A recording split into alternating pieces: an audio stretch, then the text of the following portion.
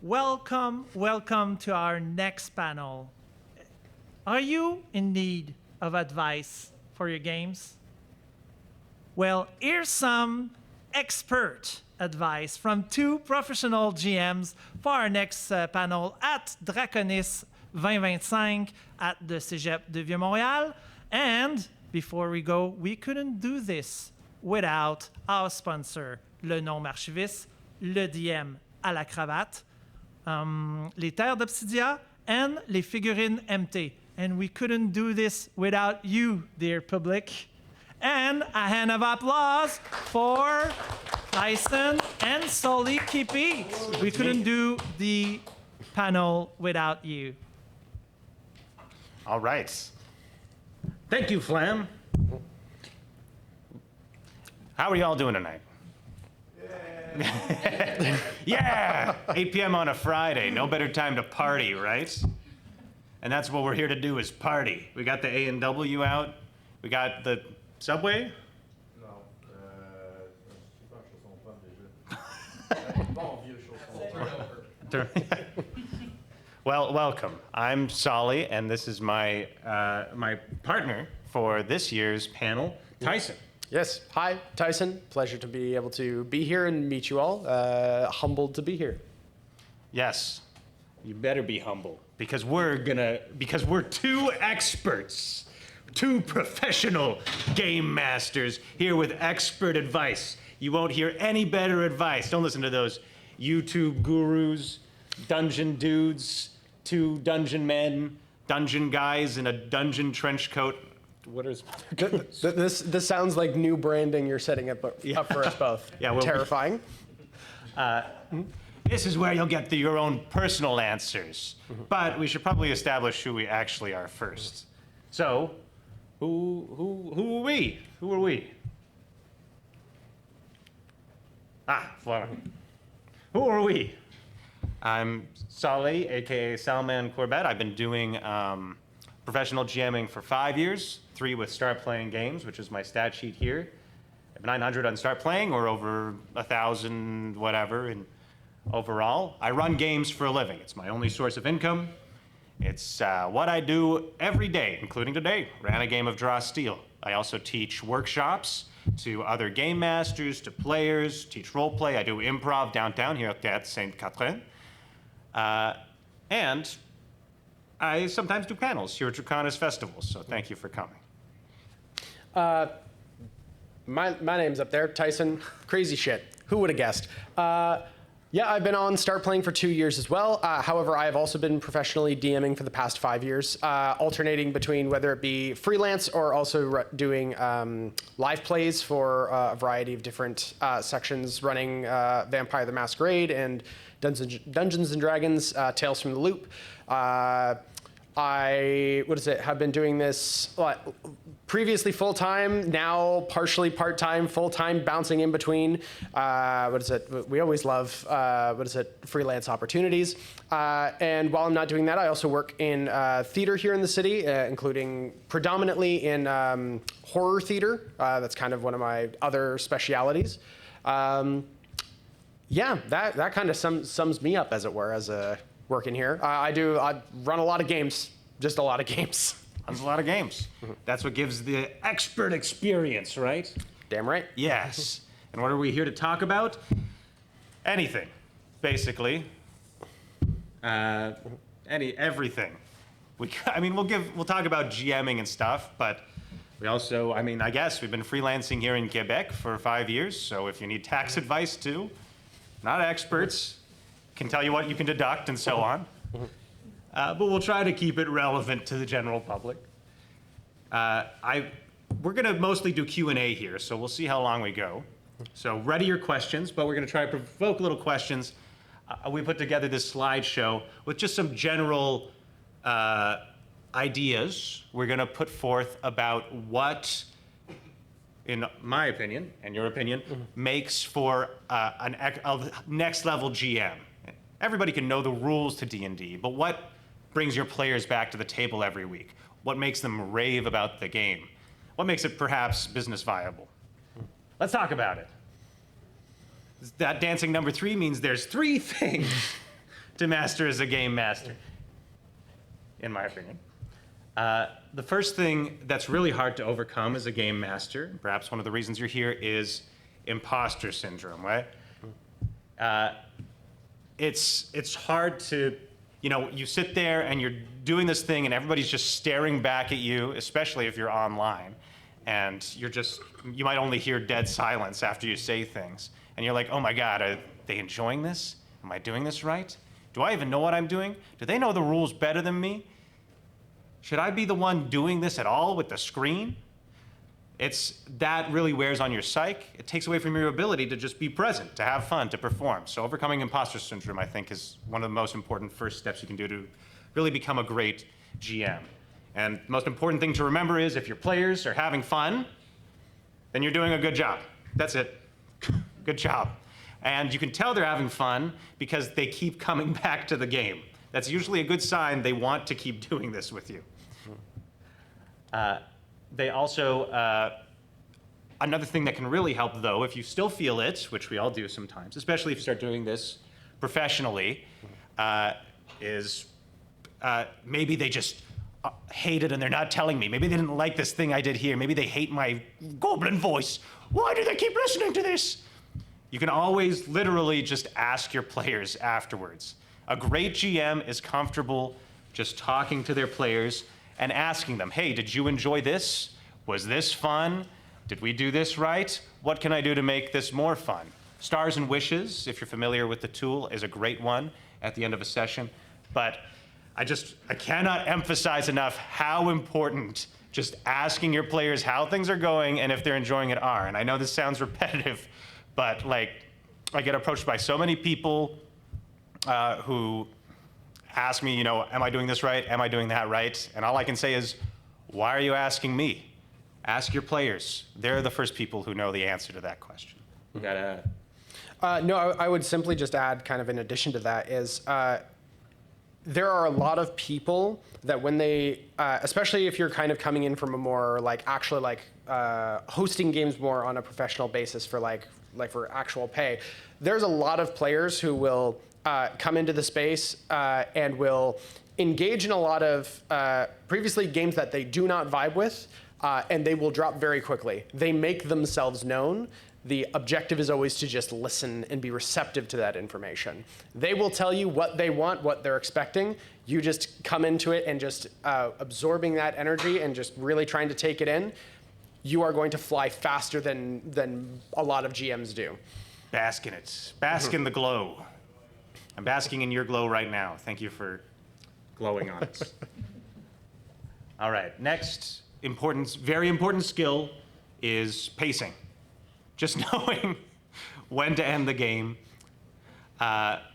it's hard. This is not something that's exclusive to role-playing games. I also teach improv, and I can tell you one of the most basic mistakes that people make on stage when they get on stage and try to do improv is they just keep going and going and going and going and talking because they're uncertain if this is the end. Should this be the end? This isn't good enough. And they keep trying to fill that space till they find the perfect moment.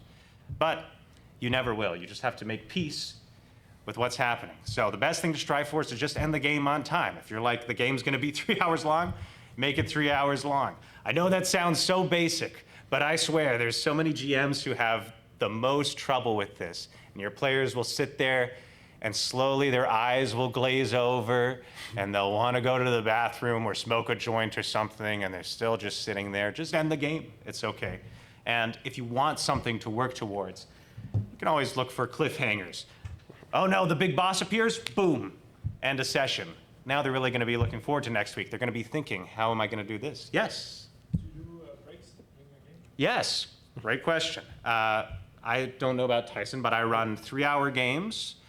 The first 15 minutes are usually just small talk, late arrivals. Then we do a break about halfway through for 10, 15 minutes. People get up, walk around, go to the washroom, whatever. And then the last 10 minutes are just stars and wishes, that feedback time, decompressing, etc. So breaks, yes, very important, and every 90 minutes at minimum. I will admit I am a sucker for sitting through 3 hours solid. I always leave the door open. So I always tell people, hey, if you need to go run to the bathroom, grab a snack, you're more than welcome to do so. We will just shift attention to a different scene, a different opportunity for people who are at the table. If I am very, I suppose, if people come to me and they're like, hey, can we set this at 90 minutes? Because that is a very good idea. Set it for 90 minutes so we can just take 10 minutes to just chill. Absolutely, adaptable to that as well. I think if you have a preference, absolutely lean into that because your players will respect that more. If your players have a preference, you keeping yourself available and open to those things will also add to the experience all around. This guy goes hard. I need to go lie down after 90 minutes. I need to go close my eyes a little bit. But whatever the case is, as long as your players are present and as long as they know how long it's going to be, that really helps their brains understand how much energy do I put in here, how much do I put in there, how much do I need to conserve for more of this game. As long as they know how long it lasts, they'll always be able to apply everything they have. That and too much coffee. Yes, yes. Last very important skill, listening. Thank you for listening right now. And again, I know it sounds so basic, but it's not just about hearing things, which is great. It's also about looking at somebody and going, uh-huh. Yeah, ooh, I like that. Good job, nice question, great question. And so on, showing them that you're listening, showing them that you care, because when somebody knows that they're being listened to, they start giving more. And if you listen for what inspires your players after you give them an offer that is a cool enemy, a soundtrack, whatever, they are going to follow along even more. They're going to get more into it, and you'll get into that feedback loop as improv. Okay, and be okay with improvising. There we go. Yeah. I think also just to add for listening as well is the amount, or at least what I've found for, especially with keeping consistent players at your tables, is not only the ability to listen in-game, but also out of game, where it's if someone comes to you with a concern, I think everyone has heard horror stories of a player comes to a dungeon master and they either blow up or whatever the case may be. Just being open and being able to have the conversation of yeah, this thing isn't working. Can we try something else? Okay, then sure. Yeah, let's try something else. Let's be adaptable. Let's make this work together. The amount of people who will stick around with you just because you do that is very strong, because it's immediately showing that this is not just your game that you're dictating to the players. This is a game that you are communally working with together. Fail gracefully. Be okay with throwing everything away. Improvise. Okay, those are our 3 skills. Asking for feedback, pacing, listening. Any questions? Any questions? Sorry, I watched that David S. Pumpkins video again today. Okay, Tyson and I, this is gonna be a pretty short presentation, then we go to the questions. But Tyson and I both made slides of our 3 mantras. These are things we tell ourselves as GMs when we are running the game to help us run the best game possible, and also often help with things like burnout and writer's block and that sort of thing. So these are my 3 mantras. Number 1, don't plan past the first offer. This one has saved me so much time in my life. When I first started this job, I was prepping 60 minutes, 90 minutes, 2 hours for a game, and then maybe 1/10 of the stuff I prepped would actually happen. And then I realized that all the things that my players really enjoyed were all the things that came after that stuff I had planned, all the things I was just making up on the spot in response to what they were doing. And I realized I was over-planning, which causes a lot of problems. First, when you plan ahead, you want the thing that you plan to happen. This is really bad because even if you don't intend for it, you end up railroading your players. right? You end up trying to work towards this really cool idea, and you know they'll love it, and they really want to, but they just want to keep talking to this magic mirror for some reason. And now you're stuck talking to this mirror, but they love talking to the mirror, and you would probably have more fun just playing the mirror. The other thing is that it just makes way more work for you than you need to do. And the third thing is, and maybe this is most important, like I said, if you just put all of your emotional energy into the first offer, and when I say offer, I mean the first dungeon, the first encounter, the first music cue, the first wacky NPC they meet in the session, then you know that they're going to be inspired by this because you put all of your love into this thing, and you know your players, they're going to respond to that, and they are going to play with you. They're going to like that, and bada bing, bada boom, the wheel starts turning. You're role-playing. Way less work, way more payoff. Don't plan past the first offer. Not always applicable. This is a mantra, not a rule. But just think about it. And also it can apply during break times or when your players are arguing with each other and you're sitting there like, well, they're going to do this for the next 30 minutes. What am I going to do next? Don't plan past the first offer. All right. Second thing, get yourself into trouble. This kind of plays into the first. My favorite example is I use a lot of maps from Chepeku. They're great map makers online. And they make these very detailed maps filled with lots of rooms with many different things in them. I don't really plan around those rooms. They're just convenient to use because they have all the walls built in already. But in many rooms, they plop down like random chests and cages and whatever. And my players inevitably walk in and look at the map and say, what's in the chest? And when I was first starting running games, I would say, oh, that's just part of the map. That's not actually there.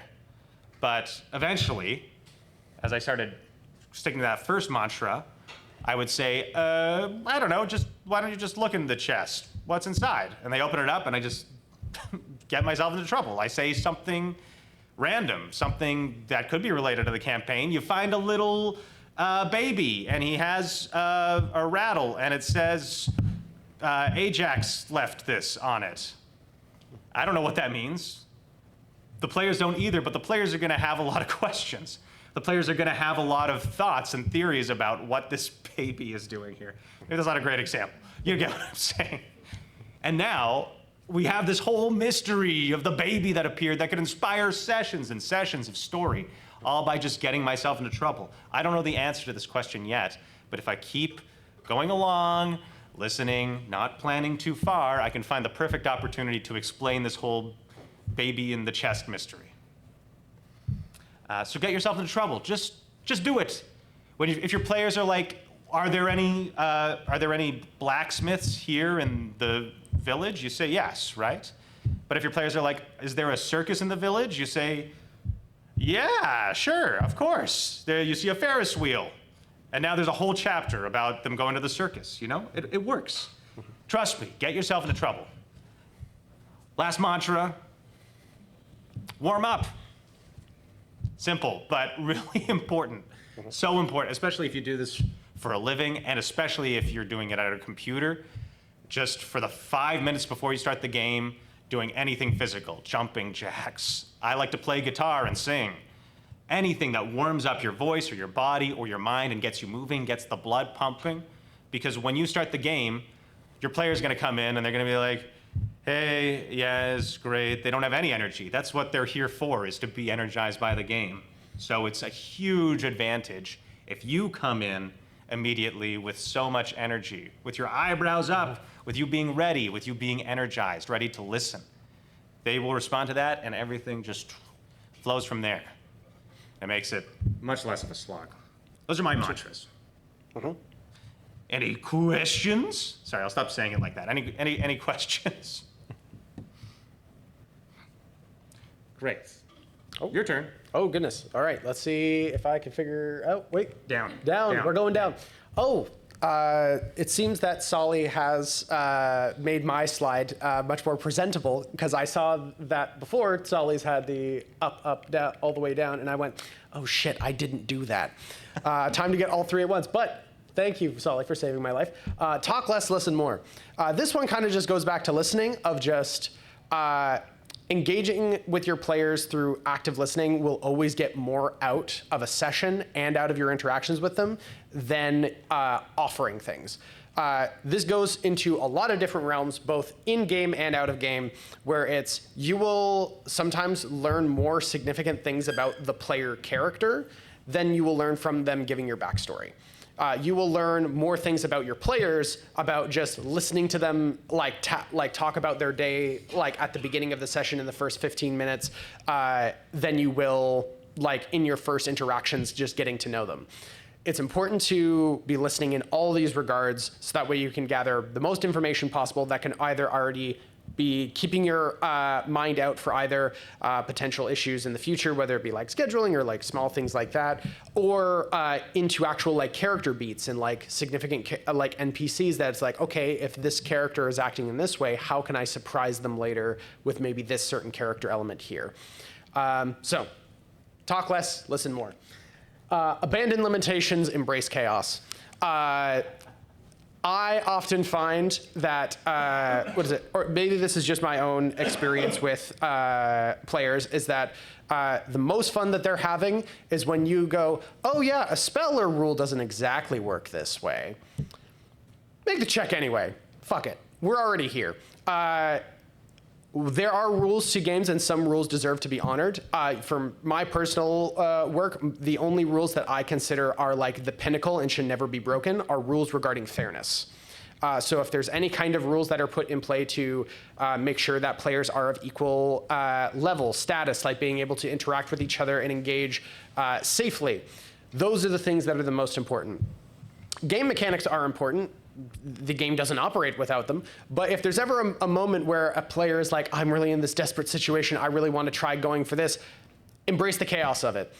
In a similar way, whenever someone starts doing a bit that lasts a little too long, it's well, now it's in the game.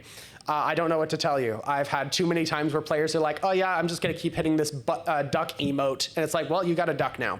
I don't know what to tell you. Please feed it. Lean in, just go all the way.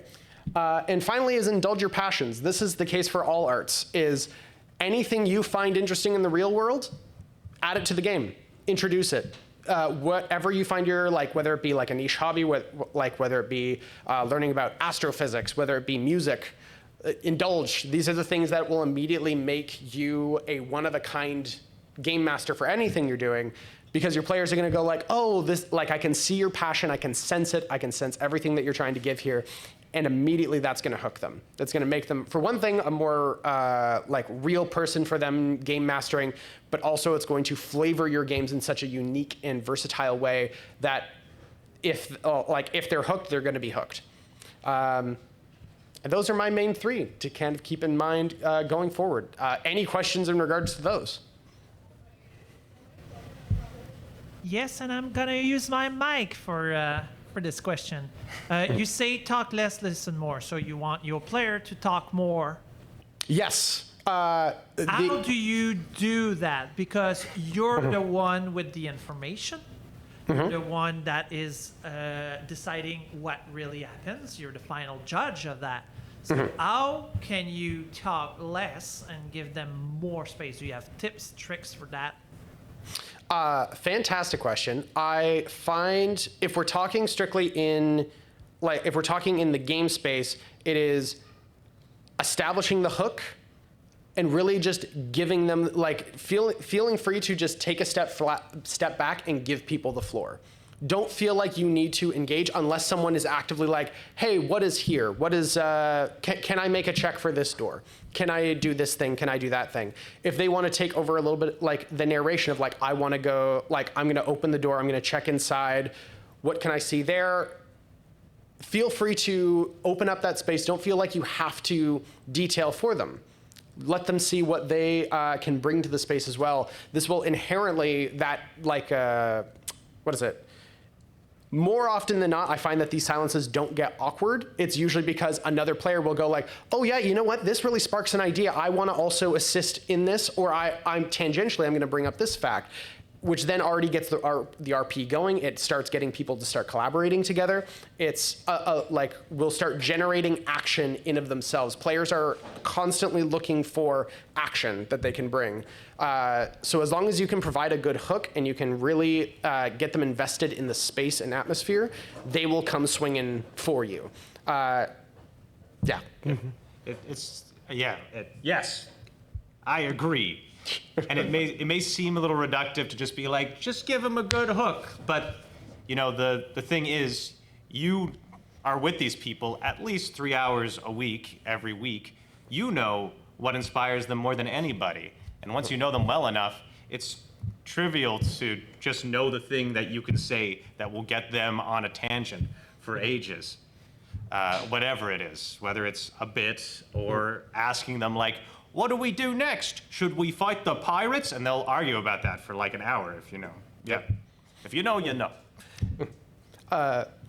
So my question is, what would be the place of the description in a game, and also do you think that it's kind of meant really the central pinnacle point about pushing the players to talk more, you to listen more, but also bringing the action forward? You see? Great question. On the matter of descriptions, I think a little bit of that comes down to which players you have. For myself, and typically the players that I like just attract as a dungeon master, I like to give a little bit of extra description here and there, a little bit of flair. Like for descriptions, I usually try to engage as many senses as possible. Like if you can add like smells, touches, kind of add kind of casts of vision, like anything that you hear, really engage in all of those things. It usually centers people into the space. Some players, I have met a few who are just like, yeah, I think that like in kind of talking similar to what you were saying before, of just like, yeah, I just swing, I just hit him. That's 46 damage. And it's like, okay, that's it. That's okay, great. That's all. That's at the end of the day for the mechanics. That's all you need. But I think it'll depend on kind of that engagement there. I suppose to make a clarification. What is it? I don't want to insinuate that a dungeon master should not take up space to speak and describe things for the game. I suppose at least for myself, I just try to start with creating the open space for the players first, and then when they need me, I'm here to perform. So for the sense of like, if they're like stepping into the room, offering that description, focusing on those senses, not necessarily just going like, so yeah, there's a room, there's a door, and yeah, and just kind of back off and let them engage that way. Making sure to like properly set the scene, properly set the tone, the tension, and then from there give them the space to occupy. Like noting like anything that they spot on the ground, you see flecks of blood, there's some sort of conflict that's already happened here. The door, there's like a wedge set into it, and like really giving them the chance to occupy the space so that way they can take the action that they want. Is that clear? Yeah, that's perfect. Beautiful. Why not? Any other questions for Tyson? I saw you were using Start Playing as your platform for GMing. How well does it work? Have you compared with other platforms? Yes. I'll just tell you my experience. I'll just quickly throw out there. The question is, how is Start Playing compared to other platforms? Good listening. Yes. Okay.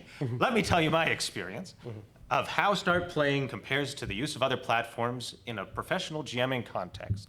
I started off using Roll20 to run my games, but also because it had an LFG, a Looking for Games forum.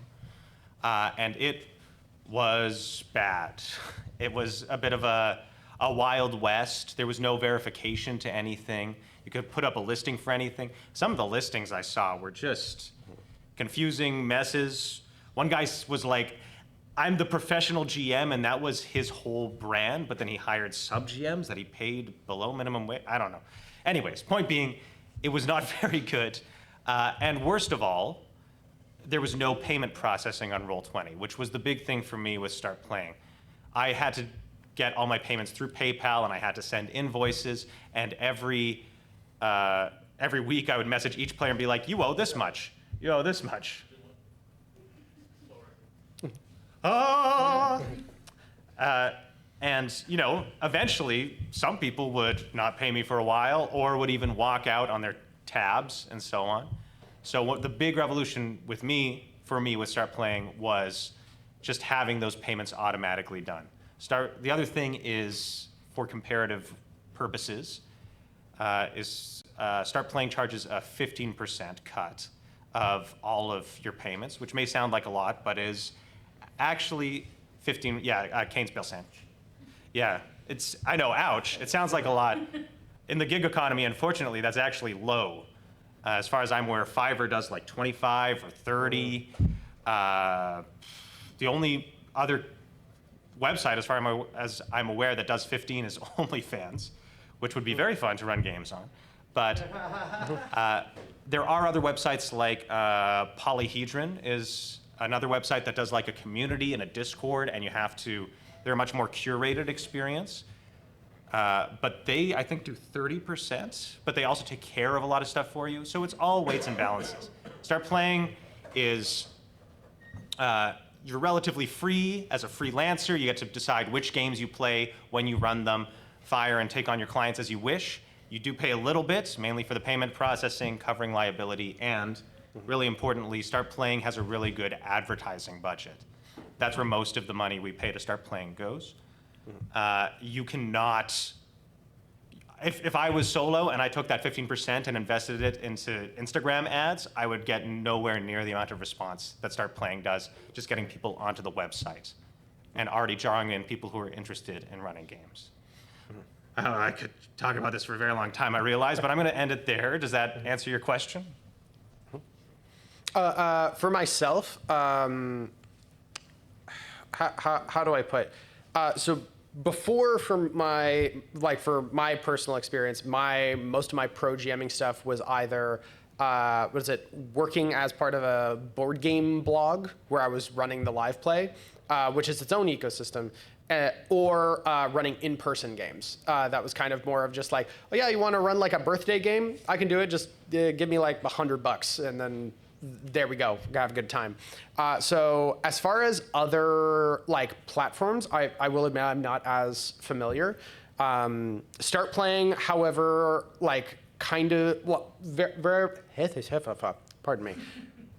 Similar to everything that Solly has mentioned, there's a lot of like really good benefits that Start Playing offers, especially the advertising, but also it does offer like a lot more, like in a sense, security for both dungeon masters and also for the players. They have a very extensive policies in regards to make sure that everyone is getting their fair shake. So I can really appreciate that, as opposed to necessarily players feeling like, oh, we don't know who this pro GM is. Like, are they just going to scam us, or even vice versa? So there's a lot of like security that is set there that is very helpful, and just offers a lot of confidence, like being able to run a lot of different games. Yeah, I think to not repeat or just blow over anything that Solly has mentioned as of this point, then that's all. I suppose that's my experience with Start Playing and why I prefer that platform over others. I have known other professionals who are like, I'm done with this. I'm going to go Polyhedron. I did their interview. They'll take me in. And then they came back to Start Playing later just because there's a lot of restrictions that come with other websites. So it tends to be the most popular for that reason alone. Question? If you're stuck and you have like your fish is like 0 game, you can find players? The question is, if you're just getting your start and you have 0 games, how easy is it to find players, or can you get your start? For my own experience, being very much in that boat, absolutely. It takes time. It certainly takes a little bit of planning and kind of considering what exactly the kinds of games you want to run. Most of the advice that I have encountered, and I would agree with this generally, is that starting off with shorter campaigns, like whether it's a matter of like 8 to 10 sessions, maybe even less than that if you'd like, just to get a little bit of like, people can just have like a little bit of a taster kind of going that way. Usually do not recommend running free games to do that, just because there's usually a, a difference between a player who comes in for a free game versus one who's willing to pay, and that's totally their prerogative. That's totally fine. But if you're looking for like actual people to be invested in your game, you definitely want to start with paid games, even out the bat, even though that might seem a little counterintuitive. It just gets the kind of players that you want to keep coming back. And then from there, after you've completed more of those shorter campaigns, just grow from there and just take it. That much can range greatly. Solly can please check with me if I speak out of my ass here. Go ahead. Like usually, from what I've encountered, it's usually starting around 20, like in the range of 20 to 25, depending. USD. Thank you for that clarification. Kind of determining the level of like materials you have and that sort of thing, and then it goes up from there. I will leave to Solly to add kind of if there's anything addition that I'm leaving out. I'll just again speak to my own experience, which was we were a little lucky. Tyson and I. Did you start in 2020, right? I started on Start Playing 2023. 23, right? Yeah. A little later. I started on Roll20 in 2020, and I start playing in 2022, 23. Anyways, that was a time when there was a lot of demand and not a lot of supply, so it was a relatively easier business than it is now to get into. I won't lie to you about that, but there are lots of people who still get into this business all the time. Mm-hmm. I know, because otherwise, well, there would be a lot more demand for me. When I started, I was running games on Roll20, and they were $10 a game. And I had no social proof. I didn't have reviews or anything because they didn't have that system on Roll20. I was just putting up games, and running games at $10 to start turned out to be a terrible mistake. It turns out that people who want to pay the lowest price possible for games don't tend to make the best players because they're very demanding while also being very unreliable.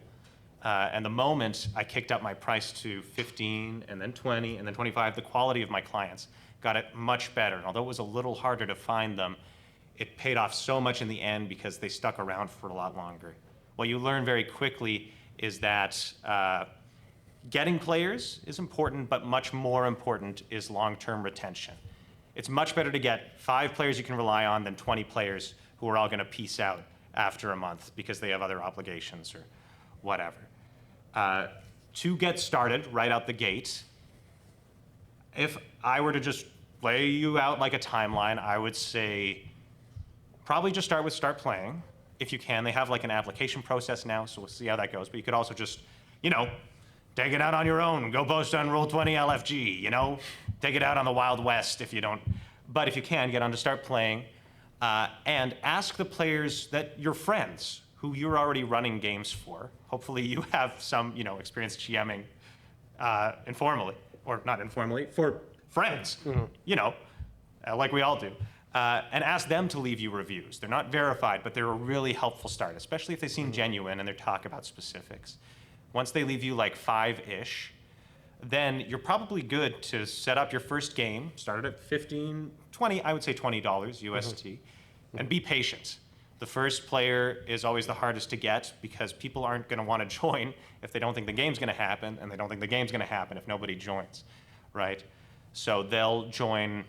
Once you have the first person in, it gets a lot easier to get the second, then the third, then the fourth, and bada bing, bada boom, you have a game going. But that process, that wait, can easily take a month, 2 months. Even now, I have like 100+ reviews or something, and it's usually a good month-long wait for me to get a game going after I first put it up.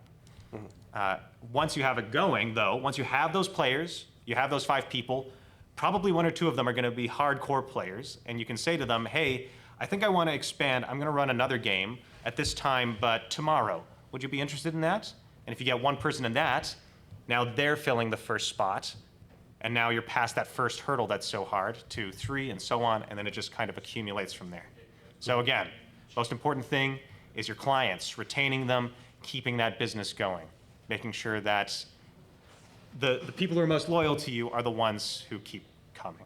If you have one player, the game will not happen, and you're just dead. Yeah, if you have one player, the game won't happen, but people will see that you have a player in there already, and they're like, oh, okay, somebody already wants to play this game. I should probably hop in this game too. I know this is going to happen now because there's somebody already in here. That just makes a huge, huge difference in terms of recruitment. That's the make or break. Another thing you can do when you start out is ask friends, hey, do you want to fill in this seat for free? You can join this spot, you don't have to pay, and then that already fills your first seat. Really paves the road for that. So that's another easy way to start off. Yeah. Well, we're past the mantras. Now we're just into the question period, I think, right? Yeah, that's it. Okay. So, I wanted like to see your opinion on the when you do presentation and put in places. oh, The question I had for you. right, for Tyson. So the question, how do you describe? So I love to be theatrical when I describe things for two reasons. One is that obviously it's engaging for the players, and two, it keeps me energized when I'm sitting there not knowing if they're even being receptive. What does that mean? You know, it's not just like you open the door to the cottage, you step inside, a bed is laid out, it's wrinkled, there's small green stains on it. That's nice. It's a little thought-provoking. But what about you open the door, the dust is rich. No one has stepped here in a while. You smell a strange smell. Ugh.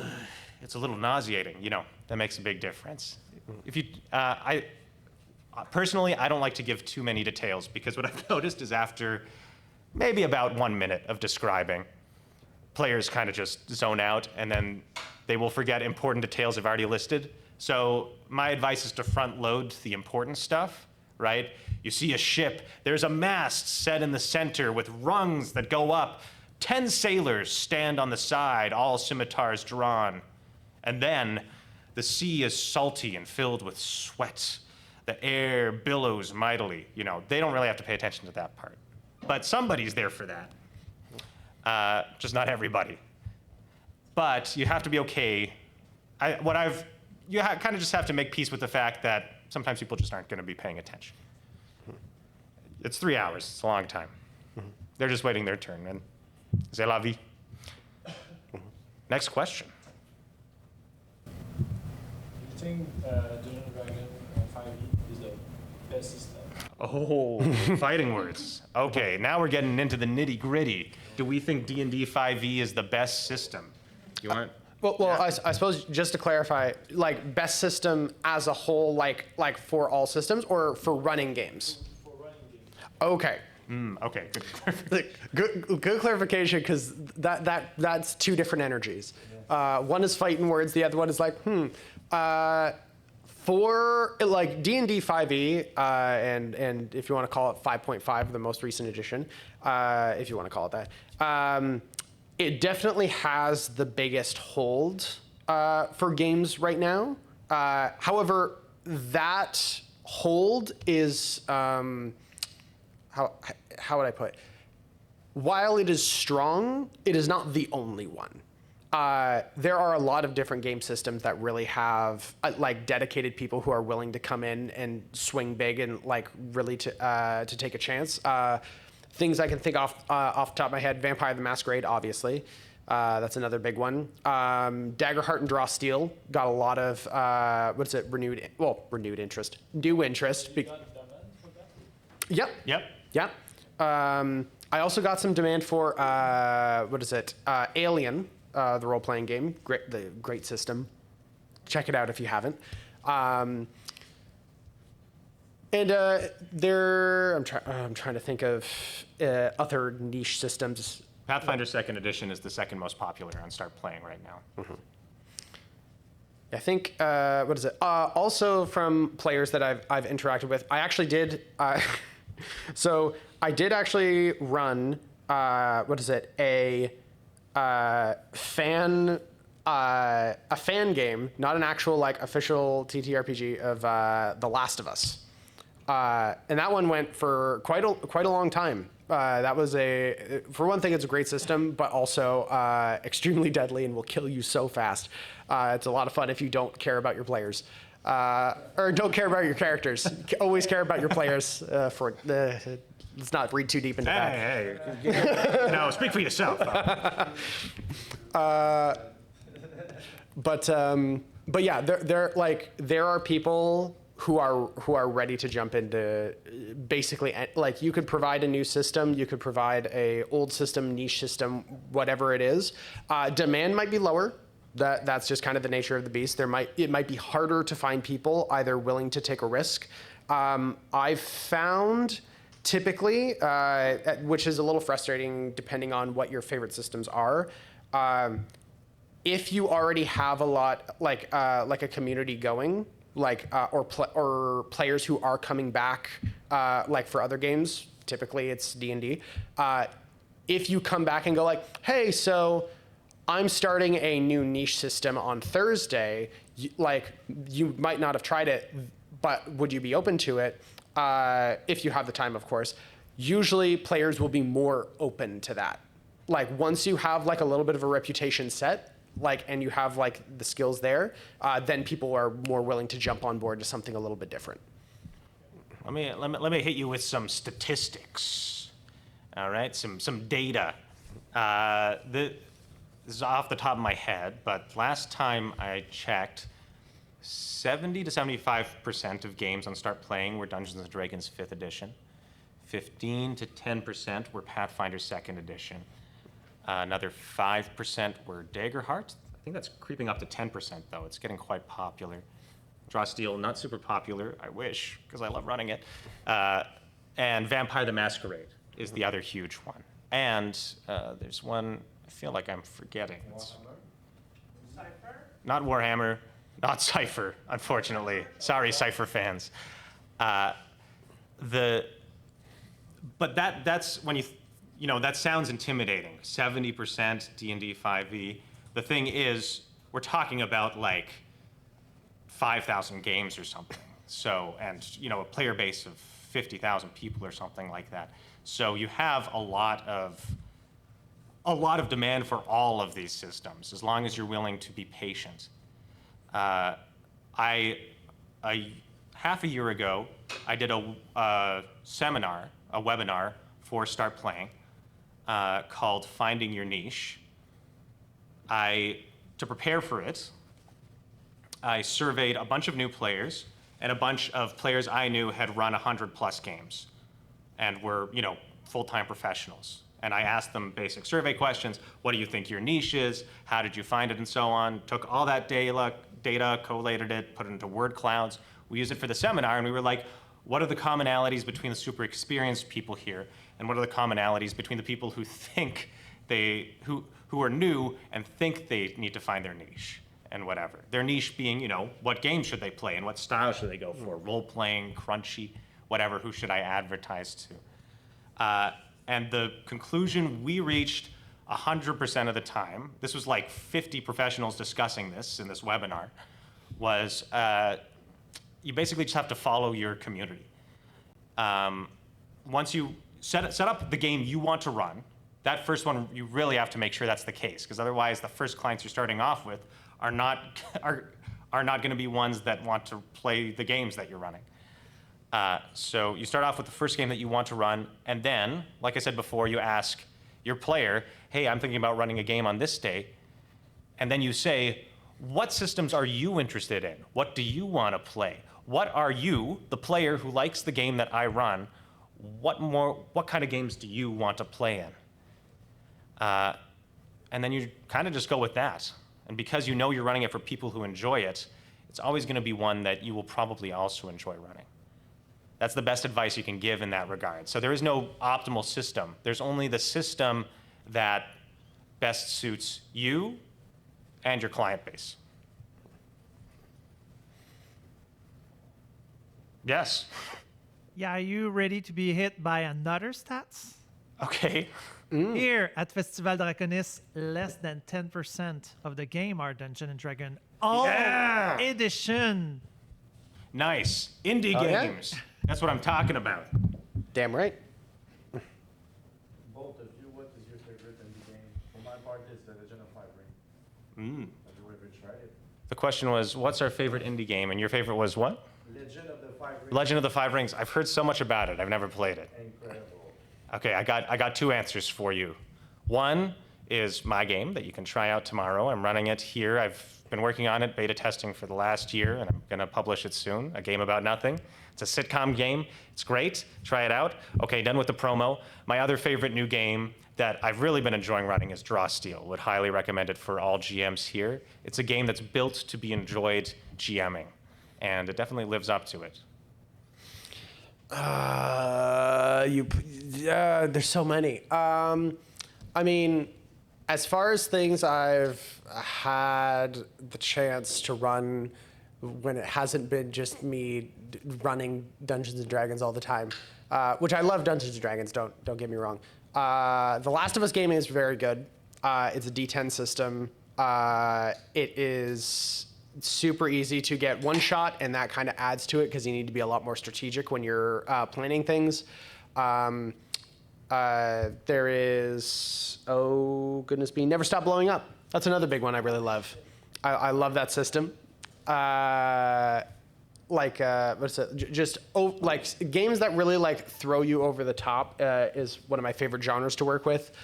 Trying to think. I feel like there's one that's evading me right now, and I'm going to kick myself later that I didn't mention it. I just remembered a system. The other hard-hitting system on Start Playing is Call of Cthulhu. That's the other big one. Yeah. Yes. Yeah. Yeah, and I think the other one that I've been very desperately trying to get started more just to test run is Candela Obscura. That one I'm looking forward to running at some point. What's that again? Candela Obscura is kind of like it's kind of Cthulhu-esque. It's kind of Fae, Call of Cthulhu, where it's meant to be kind of like a detective investigation. You're hunting down these like aberrations in like a fantasy noir kind of setting. It's made by the guys who made Daggerheart Critical Role. Mm-hmm. So kind of rides their coattails a little. True. Not to diminish it. Next question. Mm-hmm. You can ask more questions, and we appreciate it, but do we have any questions from the outlying here? Okay, cool, go ahead. Okay, you're running an online game, and what you do is there's players that don't understand the rule, and you're not with them. It's online. The question was if it's online and the players, we're with a player that doesn't understand the rules of the game, we can't just presumably, be behind them and take out the book and be like, hey, you gotta do this and that. There's a lot of very good tools online for that purpose, but the most important thing to keep in mind is you can just, say, hey, that's not how this works. Pay attention to me. I'll explain. It's okay. We'll figure this out together. Look at your sheet. Let's read this. How do you think this works? And so on. It is something, it's basically customer service, right? You just have to be okay with doing tech support over the phone. I run my games in Foundry VTT, which has a lot of helpful tools. That has a little pointer finger op module, and it has like a little remote highlight module to highlight specific things. That has covered like 95% of my bugbears with people having tech trouble. And the other 5% is just figuring out Discord voice settings, which is, thankfully, everybody here is a nerd, right? And the people who especially the people who will pay money to play games online are nerds. So thankfully, most of the time, they have a pretty good basic understanding of tech and how it works. Yeah, basically everything Solly has mentioned. On the upside, at least in my experience, that is it's not that it never happens. It is a little bit more rare because usually people who are coming into the space and are looking for professional like game masters or dungeon masters usually have a pretty good baseline as of that point. There are new players. That's absolutely sometimes the case that happens, but usually it's just they'll vocalize it very clearly of like, okay, so like how do I make an attack roll? It's like, okay, then you roll these dice, you roll this, add that together, and just keep it moving forward. Yep. You just got to do it. There. You just got to do it, which may be the best advice we can give. Yeah. You just got to do it. More questions? Curious minds. Oh, wait. He hasn't asked a question yet. Yes. So, who are your customers exactly? Like people that don't know each other, they want to try or something like that, or like you talked about like their slots and if there's not enough subscription, you cannot start a game. So I guess maybe sometimes people that don't know each other at all. Yes. I think for both of us, we run public games for the most part. I take on a few private games where like people approach me and are like, hey, can you run this game for my group? Usually it's limited time, but for the most part, it's publicly listed. And usually at least one person at the table won't know the other people when we start. I would divide my clients, my public game clients, into 3 broad categories. Forever GMs, who just want to play a goddamn game. Players who are geographically isolated or don't have a friend group or for whatever, or want to play a really niche game and don't usually get to do it. And friends or spouses or family members of those clients I already brought on board, who they have brought on board through word of mouth. Just retroactively saying, I think context picked it up. Question was, what is it? What part of our, what is it? Like what our player bases usually consists of. And again, basically the same as Solly here, as a lot of the, like most of the players that I have accumulated as of this time were a lot of forever GMs, also a lot of players who are usually, how would I can't even think of how to describe, my brain just went blank, are usually like just really all the players are really invested in the game. What the hell am I talking about? Players who want to play the goddamn game. Yeah, players who want to play the goddamn game at the end of the day. I think that I do think that like one big element is a lot of players are looking for that social element. A lot of the players that I encounter are people who don't have the opportunity to play it with friends, whether it be geographical reasons or it be reasons in regards to like either employment. There's like, I run a lot of late night games, so that's one big element to it is like, I live on the West, I recently moved to the West Coast and all my friends are on the East Coast and I don't have anyone to play the game with. And then also friends and, family related to that, to those players. So yeah, that's all a big ramble for me to say a lot of people who like to play games. Question from yourself?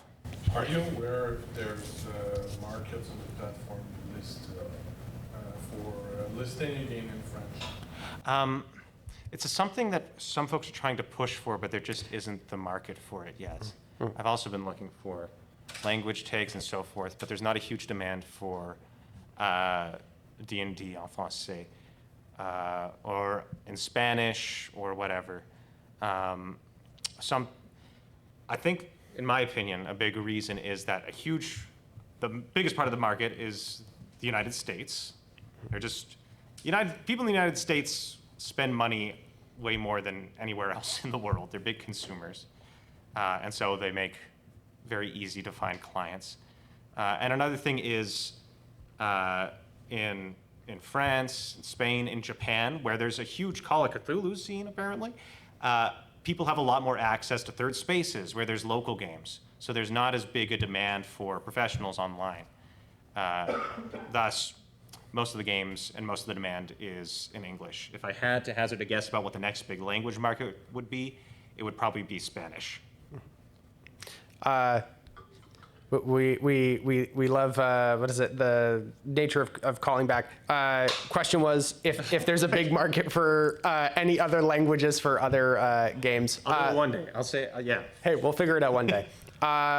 Yeah, ultimately, like at least in my experience, it's about the same. United States has such a large section of the player base that it can be hard to find games in other languages. It's not impossible. I have seen a handful, but I'm afraid it isn't as common. But hopefully, one day they'll be able to further explore and hopefully make up a bigger section of the market.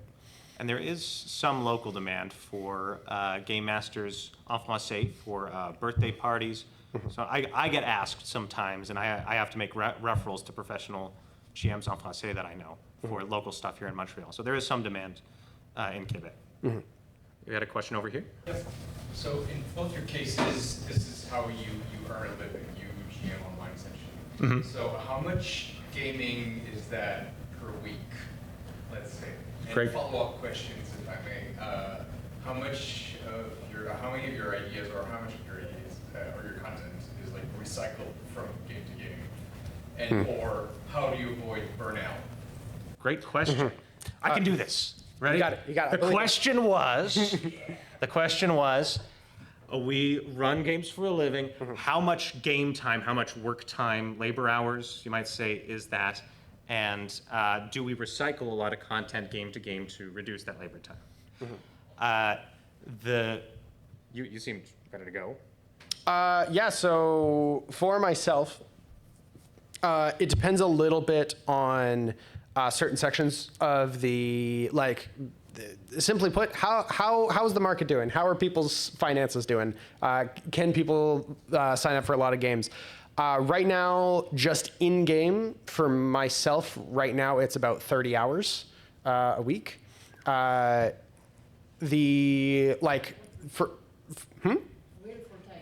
Yeah. Prep time can depend on the system and depend on if I'm running homebrew or I'm running a module.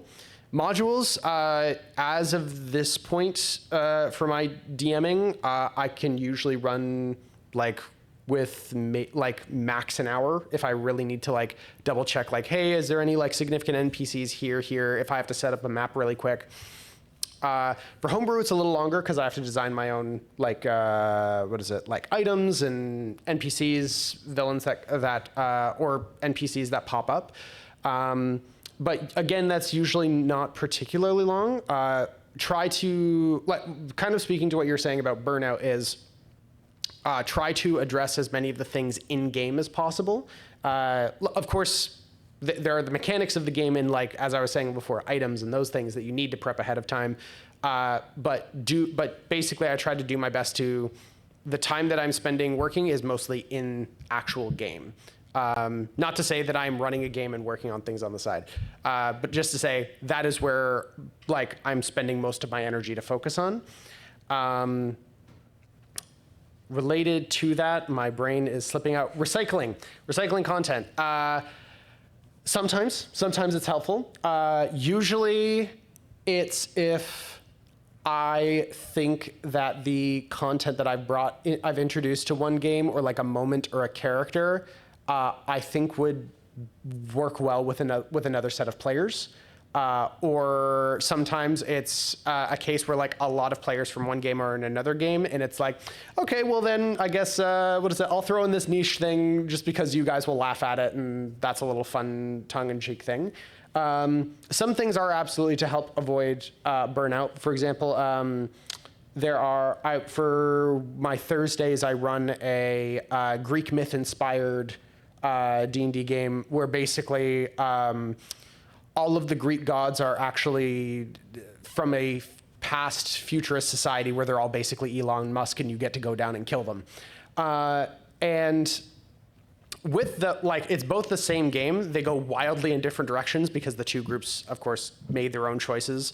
But there is a lot of overlap there where it's okay, god items I can transfer over between here. There are some core mechanics that work back and forth. So I can basically, if I design for one, I can design for both. So that definitely helps in kind of planning in that kind of regard. But yeah, for like burnout can definitely be a real thing. I think recycling content, as long as you're making sure that it's like bringing something interesting and new to each game that you're working with, and it's not just like last minute or just like if it's genuinely bringing something forward, why not? That can definitely help with some of the workload. And yeah, I think that covers everything there. If I think of anything, I will mention it again. I'm also 30 hours a week, and that covers basically all my bills. Just to give a more thorough breakdown in terms of time and time management, sessions, 3 hours. I run, right now, 7 games a week, and then I have a private game that I run once a month. That's a bit longer. I like improv, so my prep times usually are only about 30 minutes per session. And most of that is just spent booting things up, making sure it works. So my daily routine is generally wake up around 9 or 10, enjoy a nice morning. Great, nobody's at the grocery store. It's wonderful to have mornings free. Then I start work around 1, so around 12:30 I sit in front of my computer, boot things up, unless I know I need to prep more for whatever reason.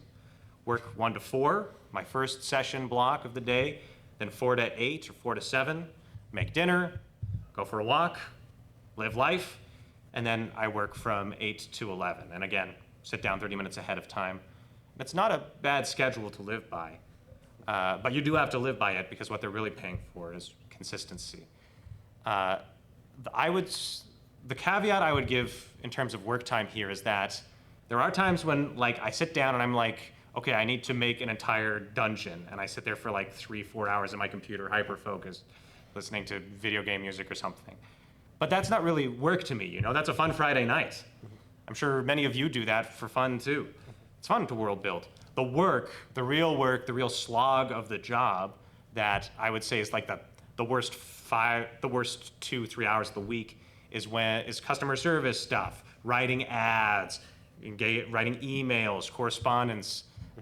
You know, that's a job, and that's the worst labor time. But otherwise, it's pretty chill. For recycling content? Recycling stuff. Yeah. The only assets I usually prepare ahead of time are maps and creatures, and those can be recycled many, many times as needed. I sometimes do it with the same groups. Sometimes they notice, sometimes they don't. Yeah. Or this one's the ice edition, and so on. And nobody cares, you know. What I'm doing is just making sure that it's the stuff that applies here. I do have one homebrew campaign that I've run like 5 times now, but that's because it's decent vision and people enjoy it, and every time it's so wildly different that I end up doing the same amount of work. Unlike Tyson, I think for me, modules, homebrew, theater of the mind, masks, improv, it's all the same amount of prep time to me. 30 minutes on average. More questions? We answered everything they would ever want to know about GMing and professional GMing. I do have a question. Damn. Yeah, sorry about that. I want to know, and I don't know if it's a tough question for you guys, but some people really don't like, in principle, professional GMs. People should not have to pay for games. That's why in the Festival Draconis, it's all free. Yeah. That jokes aside, how do you live with that? Do you receive any? No. You asked that like. How can you live with yourself? Whoa, that sounded bad. No. Do you have some people complaining about it, or you don't see it because your customers? How does it impact your life or something? Every day I have to wake up and look at myself in the mirror and scream. Scream! The analogy I like to use is if you invite friends over for dinner, you're not going to charge them for making them dinner. And most of the dinners we have are going to be at home, ones we make for ourselves, or ones we make for our friends, or partners, or whatever. But if you go to a restaurant, that's a professional who's doing something consistently. You don't have to do any work other than sitting down and doing the things you enjoy, chatting, eating, whatever. whatever is fun for you, and we take care of the rest. That's what you're being charged for, is the emotional labor that we're putting in on our part and making sure that the game happens, that it's curated with people who want to be there with you, which is sometimes rare in home games, that it's something that we care about, that we know the rules, whatever. And most importantly, that we are listening and present. That's emotional labor. I don't feel bad about charging for that at all. I do not have, I haven't experienced any difficulties with that. I do know exactly what you're speaking of because that person's me. Because at the beginning, I was kind of getting into this work, I was very much like, I feel bad doing this because I do it for people like that I care about all the time. Like this feels almost blasphemous in a sense.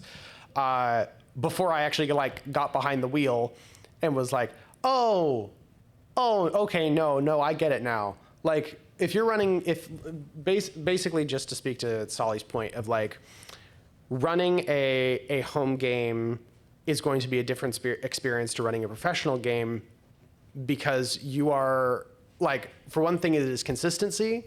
For one thing, it is the level of maturity and care that's going to be brought to your game. And it is the dedication of not just the game master, but also the people here. Part of kind of the one of the upsides you could say for paying for games is that paying for the actual experience makes sure that people are showing up and are going to be there to play. Nothing knocking against home games at all or like community games. Those are very important. Like being able to have like third spaces where you can just run free games for people and just like they show up and they just have a good time. Very important to the TTRPG community. But if you are looking for something that is like more consistent, either you don't have usual access, you don't have people who play together, or perhaps the people that you do have access to do not provide a great gaming experience. They could either be, I was going to say problematic players, but that's not the right. They could be players who either have different expectations of games or want a different kind of game that you don't, or they're just unreliable. Paying for a professional game addresses all of these things. It makes sure that you feel welcomed. It allows you to know, okay, this is going to be consistent. We're looking for this. We're looking for this. These are my core things. You can accomplish that. Okay, great.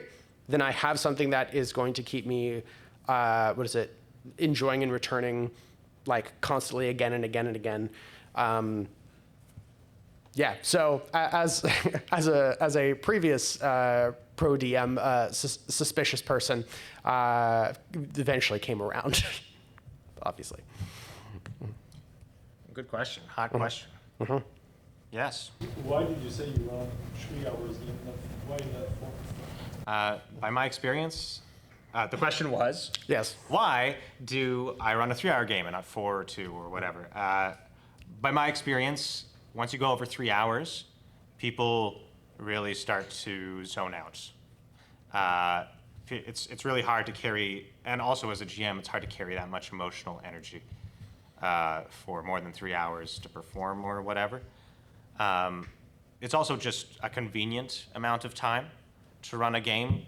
Most people can book a 3-hour slot if they're committed, because that's a prime time evening or whatever. You know, that's the amount of time you'd sit down and watch TV in the evening. Anything over that is very hard to schedule around. Anything under that, and you're not able to control the pacing as well. You're rushing through things. A lot of time is being eaten up by small talk, and so on. I am running a monthly game right now that's 5 hours long, so it's always flexible, but that's because it's once a month. So I'm like, okay, well, we'll make this an experience so that you can get everything you can get once a month, really enjoy yourselves before we move on to the next one. But that's also, for that group that hired me to do that, I was like, this is gonna be 5 hours, so we're gonna be taking breaks regularly, and we're gonna be constantly following these narrative threads so that you feel engaged and so on. Like, that takes a lot more work just to prepare emotionally for. I also only run 3-hour games. Again, the same of just like people just kind of get tired after that point. I think I can say I'm one of those freaks that doesn't, where I've run like 14-hour games before and I've been like, I'm ready to keep going. But usually that's like in between hours, and that's like friends. So it's like, okay, yeah, we're gonna have like an hour and like get a pizza and like talk about things, and then we're back in it again. So yeah, I suggest don't do a 14-hour professional games. If you got a joint and a beer, I'll sit there for hours and hours. But that doesn't mean it's going to be a good game. That's fair. It's not gonna be a good professional game. Might be fun, but It might be fun. Not very professional. Any more questions? Yeah. Yes. Maybe I'll rephrase my last question. Oh, okay. Burnout. Just gonna, yeah, essentially, how do you keep things fresh for yourself? The question was, how do you indulge your passions? How do you avoid burnout by constantly keeping yourself engaged, running 8 games a week or whatever? I'll take this because I had really bad burnout a couple years ago, and I didn't have the choice of quitting because it was my only income. This is my job. So I gotta go broke or go home, or what is it? Go big, go big, go home. Go big, go big or go home. I had to go big or go. Anyways, and I was burning out hard. There were 2 reasons for that. I would realize after the fact. One was that I wasn't running games that would attract the kind of players I wanted to run games for. And I wasn't communicating to them what I needed. I wasn't getting the right kind of feedback that would help me keep going. I was running a lot of D&D 5e and pushing myself to run them because it's the most popular game. And that was the other problem, was aside from me not getting optimal clients for my style, is I was running just D&D for every day, and then also playing Baldur's Gate 3. You can eat fries a couple times a week, and it's great. You're eating fries for dinner every night. You're gonna get sick. I don't know. Does that analogy work? Anyways. For some people, it works, but for me, thankfully this was right at the time that the big OGL drama with Wizards of the Coast happened, so I had a bunch of players all of a sudden who were like, I want to play Pathfinder. And I was like, okay, great. And I just started running Pathfinder and Blades in the Dark and Call of Cthulhu and running other systems constantly, challenging myself with new ideas, new systems. And putting up games with premises and ad copies and whatever that would inspire me. So I knew it would inspire and bring forth people that wanted to play my games. And that just made such a huge difference. I've never felt burnout since. So sum it all up, constantly challenging myself and running the games that I and my players want to play. Well, hold on. A few different points, both from the mantras and also from what Solly has just said. First thing from Solly just said, the players that you have will make a big difference. Just because as long as you're able to communicate with them and run the games that you're both passionate about and they're passionate about, and you're on the same level and you're on the same page, that makes burnout so much easier to deal with. Because if there's a day where it's like, I'm really sorry that you're just out of it, or like the burnout is really hit, you can just speak to them about that, and 99% of the time they're like, oh yeah, absolutely, do what you need to do, we'll just come back next week. And that's great. Some things that really help me is something that Solly put for one of his mantras is, don't plan past the first offer. That immediately just makes things so much easier for me to both improvise, but also just keeps me on my toes. If I've got 2 games that are simultaneously the same module, but I'm never worried about stepping out or planning ahead of that too much. then it immediately is like, okay, I've got new characters to work with. I've got new encounters to work with. These players were able to talk around this, but the other group is like, no, we're going to kill everyone inside. That immediately diversifies and keeps me on my toes. And then talking about more back to one of my mantras of just abandon limitation, embrace chaos is like, that also applies to me in the sense of like introducing stupid stuff that I think would be entertaining. Like just a little bit is also for me into that chaos of just like, oh yeah, like we've had like a little bit of like the past 3 sessions, it's just been a lot of talking. It's been a lot of like what is it? Like a little bit of a malaise. I can kind of sense the other players are going like, we've been planning to attack this garrison for like 3 days. Can we please just do it now? It's just like, and yeah, you guys are heading out, and suddenly there's just a bug with a Jersey accent, and it's just, well, I'm introducing that now. I hope you guys have a fun time with it, because I sure am. And 99% of the time, the players are like, oh, thank God, I can talk to this weird bug. So like really like feeling to like throw yourself out there and like really indulge in just like, I have no idea what's about to happen next. That's exciting. And then I find that, at least for me, most of the instances where I experience anything approaching burnout has a lot to do more with the emotional labor of the job, of like, if everything is going swimmingly, everyone's on the same page and having a great time, there are going to be times where that is really not the case. And either people are going to be entirely like moving in opposite directions. There could be miscommunications, and that's your job. That's good. Because not only is this a matter of you are here to run the mechanics, you are the community facilitator. You are here to operate as like, oh, these 2 players are really like starting to like piss each other off, and like it's starting to get into like a really toxic space. It's my job to talk to them. It's my job to get in the sense of like, hey, what's going on? Like, is everything okay? Like, what are they doing? Is like a line being crossed? Were you having just a really shitty day and you don't know how to express it otherwise? That is usually the instances where I experience the most burnout. Those instances are really just are typically like just needing to take a little bit of a break and a step back. For my personal things, like I've turned off all notifications for like my Discord and like email stuff, where I now just like, when I'm in the right headspace, I will come and address what I need to. Me endlessly worrying over things is not going to help, as someone who is a chronic worrier, as Solly knows, and really just having to give yourself the grace of like, this is a job that is predominantly, not exclusively, but predominantly customer service online. Set the boundary of like, okay, this is my online world. I get to live the rest of my life here. I don't need to worry about that right now. I am owed a little bit of distance and space to really recoup that energy.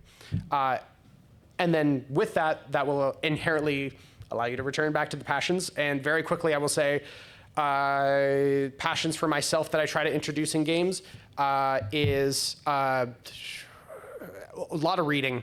I'm a big fantasy reading nerd. A lot of the stuff is into Adrian Tchaikovsky is I'm a big fan of his work. Seth Dickinson.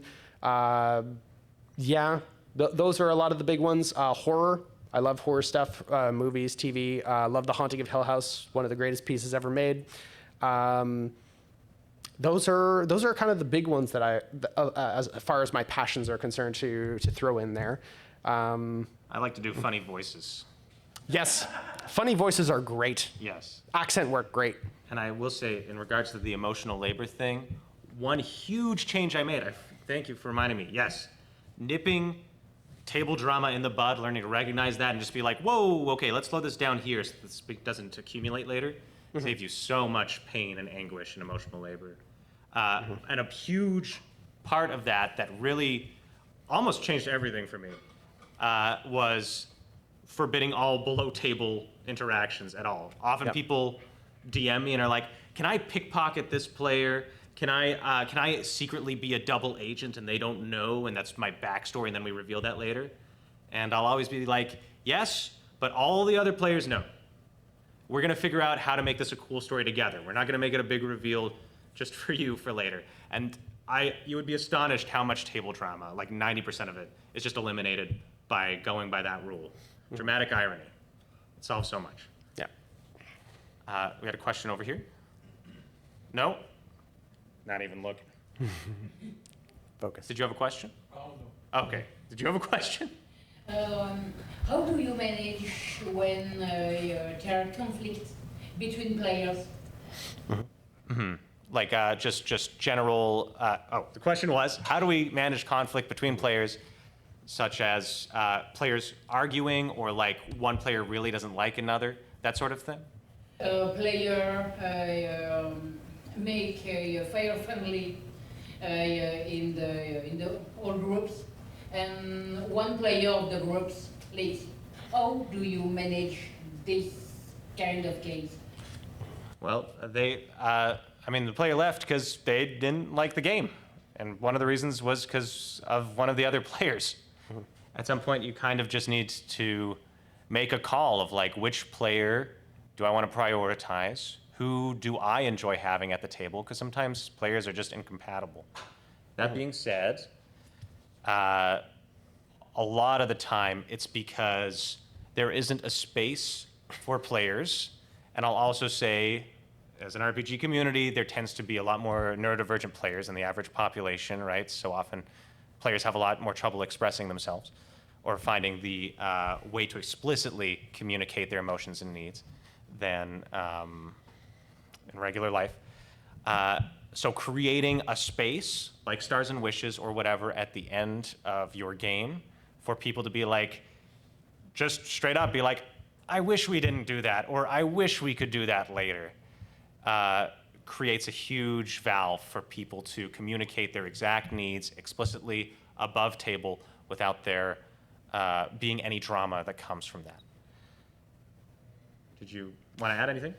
I mean, from my experience, a lot of drama is nipped in the bud, at least from games that I have run, just with starting off with lines and veils consent forms.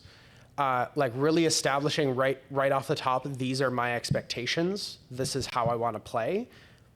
Immediately clarifies to you like, oh, is this person going to be a good fit for this party? Or these people are all okay with this. This person is not. Are they going to have still a good time with this? When it comes to conflict that like in a pre-existing party, to mention your example of if a player is leaving, if a player leaves a game, like if it's just for a session, usually for me that's just a sign to check in of like, hey, what's going on? And just like begin from there and then take it from there. If the person is having a direct conflict with another player, speaking to both of them of like, hey, I've like basically having to be the middle ground of like, hey, do you guys want to have a conversation amongst yourselves, or do you need me to operate as a facilitator? That can help. Yeah, I think at least in my experience, the biggest thing is establishing expectations and what people are looking for ahead of time, because that will kill a lot of problems later. And then after that, it's just checking in. However, I will absolutely say Stars and Wishes can be a great system to help, especially with that valve, because there can be games where like players will stick around and be frustrated till the very end. Usually that's also just a sign to check in. In my experience, again, most times those players are just like, I just got annoyed. I just need to like chill out for like 20 minutes and I'm great. But that can depend on players and who needs what and that kind of thing. Yes. But yeah. Yesterday I had a player rage quit and I was like, are you okay? And he was like, yeah, I have an ear infection. You know, you never know why until you ask. Yeah. Yes. On start playing, can you have a bad review, and are you scared of them? I have a bad review. The question was, on Start Playing, can you have are there reviews and can you get a bad review? Are we worried about getting bad reviews? Yes. No. Well, you can get bad reviews. I have gotten a bad review. I'm not scared of them because I have way more good reviews, and that's it. It's there's a I don't want to get into business statistics here or whatever, but people trust systems more when there are bad reviews present because then it doesn't seem like people are just botting reviews or whatever. Pretty much every person who starts at Start Playing will inevitably make some sort of thread in the Discord or reach out to another GM and be like, I'm so worried, I don't like this player, they're terrible for my games, I want to remove them, but I'm so scared they're going to leave a retaliatory review.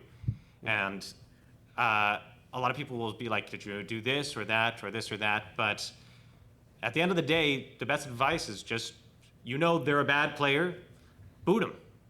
They're not good for your other players, and you're not enjoying their presence. Don't worry. If they leave a review and they're as bad a player as you're saying, then it's going to be transparently salty, for lack of a better word. It's going to be apparent that this is a problem player that you removed, and any person that you would want as a player would be capable of reading and understanding that in the review. And in the long term, it basically has no effect on your recruitment, at least as far as I'm aware. I still have people who join my games. There's this bad review there that they could sort and find, but they're always like, you have such great reviews, so that's why I came on board. So it doesn't mean anything at the end of the day, unless they're ramping up, in which case maybe you should rethink your career. Solly is being nice when he mentioned someone being so nervous about getting retaliatory review after you need to kick a player. He's talking about me. I kid, kind of. I am a chronic worrier, so to say that I would worry about such things, it is true. You can leave bad reviews. Of course, you can get good reviews. I think I worry much less about it now than I did before. For transparency, I do not have nearly as many phenomenal reviews as Solly, just because Solly is a phenomenal DM. I'm lucky to have the reviews that I do. I'm very grateful for them. However, with that being said, bad reviews, in my experience, are either one, obviously in bad faith, or two, based on how the systems operate, are meant to be not exclusively just warnings, but also just kind of hey, maybe this DM needs to work on this, and kind of taking it from there. Does it suck that it's public? Yeah, but also that's kind of the nature of the business. That's kind of the nature of how it is, and you just got to take it one step at a time. You just got to keep moving forward.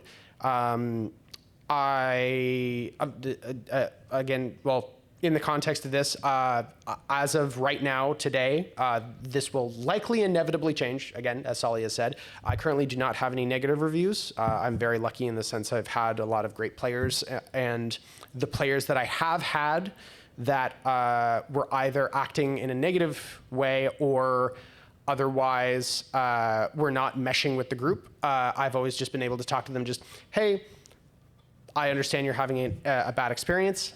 I think this just might not be the table for you. I wish you the best of luck in finding a new game or finding a new experience forward. And that in of itself usually has a positive effect for people. It's only when things really blow up that I think retaliatory reviews are a bigger concern. But they can be. They can happen. They absolutely do. I'm starting to ramble. The most painful review you can get isn't the 1-star reviews. It's the 3-star reviews. Because that's somebody who's played in your game and is like, I really like him, but he has a little trouble with this and that. He's a little too much role play, a little too sandboxy, or he's too linear or whatever. But those reviews are actually blessings in disguise, because anybody who reads that is going to self-select out if that's not something they want. And ultimately, going back to setting expectations and getting the players you want and avoiding burnout, that's a good thing, in spite of how it may seem. Yeah. Any other questions? Yes? We went way longer than I expected. Thank you all for your inquisitive minds. I want to, this inquisitive fellow over here who's arrived. Do you have any questions? How do you make fun boss battles like for your players? I knew we had a good one. Hell of a question. That's what I'm talking about, right? How do we make fun boss battles for our players? Oh, depends on the system. But, okay. First, the best boss battle is one that's personal, right?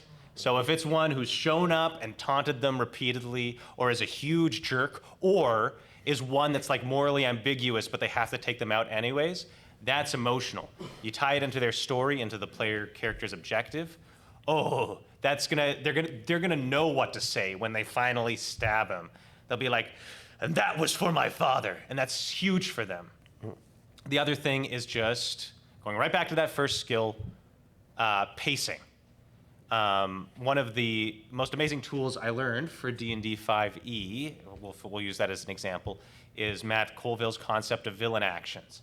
Rather than legendary actions and just kind of playing to the system, villain actions, a boss has 3 of them. The first one sets up the boss. They're like, oh, come out, my minions, and that's their first villain action. They do this when they're right at the top of the game and all their goblins jump out. And then their second villain action happens when they're at half HP. It introduces the second phase of the fight, right? Suddenly they're like, roar, and they power up, or they shoot a big beam of energy. And the third villain action happens right towards the end. They let out one big blast to make everything intense, get everyone to low HP right before the finale. Villain actions, look them up. Villain actions, Matt Colville. Seriously, just watch the video.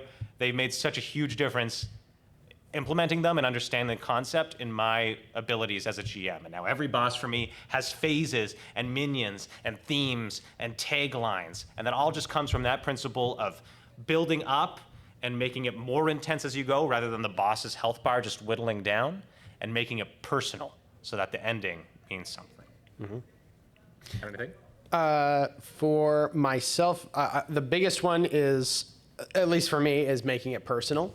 The other one is, how do I describe? Make your villains unique types of jerks. I'll say it nicely that way. I often find that players will sometimes, well, depending on the players that you have, they can sometimes disengage if it's like, oh yes, I am Ajax the Endless Eater. Bow before me, like that kind of traditional, kind of like big bad evil guy, versus like a character or like a villain that just walks in and is just like what's with the attitude? What's with your clothes? What's going on? Like, and making it just like jabbing insults. Either typically for the villains that I usually come up with, especially more for backstory stuff, it's usually people who are jerks. They will always think that they are better than you and will treat you that way. And they will always think that they are doing it because they care. Because usually that's like the real villainous stuff is like, oh yeah, I'm doing this for your betterment in the long run. I'm going to bully you because you need to know your station and then you'll figure it out. Or I need to do this one because I care about you and I'm going to eliminate this possible future that you can make for yourself. Those are usually the personality traits that get players absolutely frothing and like, I need to just rip this person apart. And yeah, then the other, element for boss fights, this is a little bit more common knowledge, but I like to balance it accordingly, is it's the best 2 out of 3 between HP, AC, damage output. One of those is really good, one of those is moderate, one of them is real bad. So it can have a high AC, moderate damage output, but it is just a bundle of sticks that the moment you hit it, it'll crack, boom, go down, and kind of alternate between those to kind of add a little bit of variety. That's just a simple tool. Villain actions sound rad, and I am going to double check. I'm going to check that out later. I'll send them to you. Yeah. Villain actions. Matt Colville, look him up. There's the sacred unholy BBEG trick you can also use. The forbidden GM's technique that you can only do once per campaign right at the start. You have the BBEG show up right at the triumph of their first battle, their first victory, and take the thing they just won from them and then taunt them. You'll never defeat me. I'm too powerful. Blast them with Cone of Cold so they all die or think they're dying and leave, or take them captive and they escape. That sets up the whole campaign, right? They will be frothing at the mouth to kill that guy for the next 6 months. So, you can never go wrong with that. Well, you can. Play carefully and be explicit with your players. You're gonna die here. I'm sorry you're dying. This is to set up something, so you hate him. Understand that. I'm doing this for you. They'll understand.